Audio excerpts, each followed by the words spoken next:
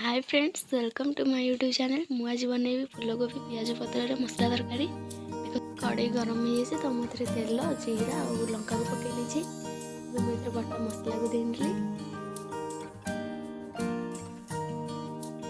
समय होगा तो मुझे कटा होता टमाटो को पकई नहीं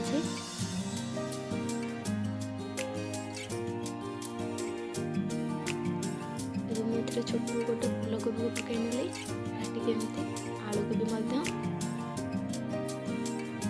आपको आम भल भाव मिसई ना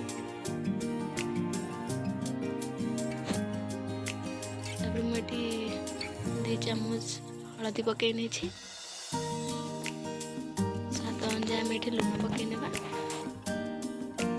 मुझे काश्मीर लाल मिर्च पकई नहीं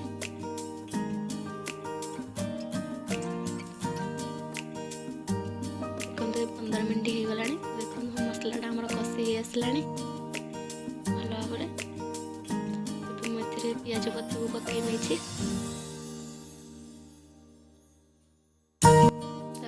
एमती भल भाव मिसई ना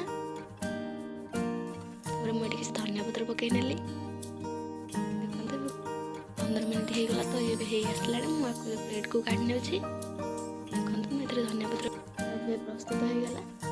आपण एमती थे घर निश्चय बनइबे केमती लगे मत कमेंट से जनइबे भल लगे तो वीडियो को लाइक करेंगे मो चैनल को सब्सक्राइब करेंगे। रोचे नमस्कार।